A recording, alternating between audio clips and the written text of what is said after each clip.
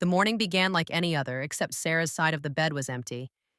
Usually she left a note, something small but warm. I love you. See you tonight. But that morning there was nothing. The house felt still, unnaturally quiet. I tried calling her, thinking she might have rushed to work and forgotten to leave a message. No answer. As the hours passed, my uneasiness grew heavier with every unanswered call. By noon, I couldn't handle the uncertainty anymore, so I called her office. One of her coworkers answered and casually mentioned that Sarah had left early. She had said she needed to take care of an urgent personal matter. Those words echoed in my mind. Urgent personal matter? They sounded unfamiliar, unsettling. Sarah hadn't mentioned any errands and her phone was still turned off. Nothing made sense. I tried convincing myself that maybe she needed space, maybe her battery had died. Small lies I told myself to keep the fear from taking over. When evening arrived, the house felt colder. I paced through the living room, my eyes fixed on the silent phone that refused to light up. My chest ached with every passing minute. Finally, I typed a message. Are you safe? Please just answer me. But the screen remained blank. No reply, not even a single check mark, only silence. Then, at exactly 11 o'clock that night, I heard the front door creak open. My heart jumped. Sarah walked in, calm, composed, and strangely indifferent. For a moment, relief rushed through me, then confusion replaced it. Sarah, where have you been?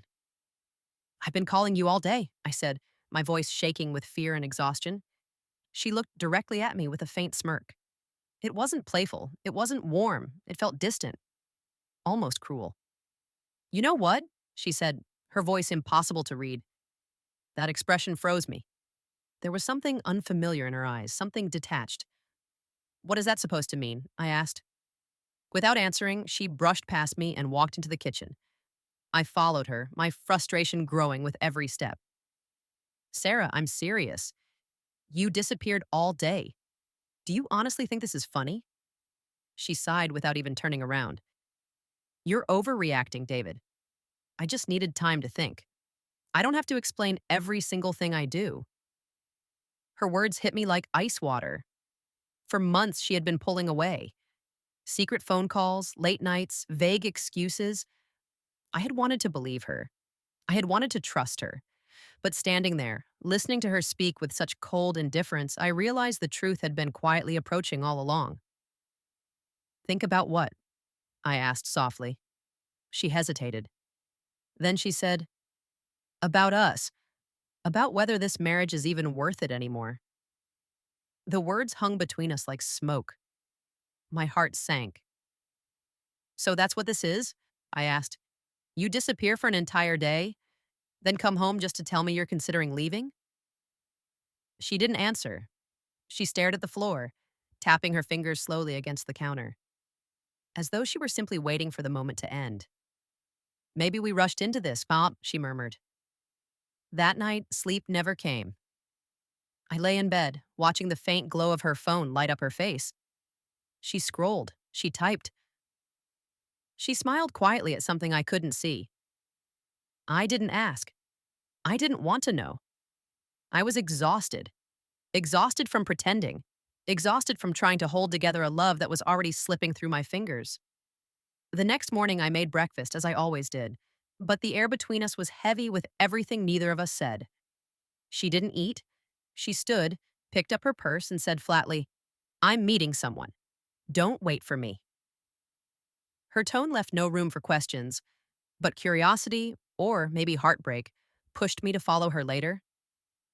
I told myself I only wanted peace of mind. I drove slowly and kept my distance. She stopped at a park and stepped out of her car. Then I saw him. A man stood waiting near the fountain. They talked for several minutes. Then Sarah laughed. Not the polite laugh she had given me lately, a real bright laugh, the laugh I'd fallen in love with. When he reached for her hand and she didn't pull away, something inside me finally broke. That evening, when Sarah returned home, I was waiting at the dining table. My hands weren't shaking anymore. My decision had already been made. Sarah, I said calmly, I saw you at the park. Her expression collapsed. Shock, guilt, panic, everything appeared at once. It's not what you think, she said quickly. Please, just listen. I shook my head. I've listened enough. I've waited. I've trusted. And I've forgiven more than you'll ever understand. But I can't do this anymore. Tears filled her eyes as she struggled to speak. It wasn't what it looked like. I'm confused, David. I never meant to hurt you. I reached into the drawer beside me and pulled out the envelope I had prepared that afternoon. My voice remained steady. This is our divorce notice, I said, placing it gently on the table.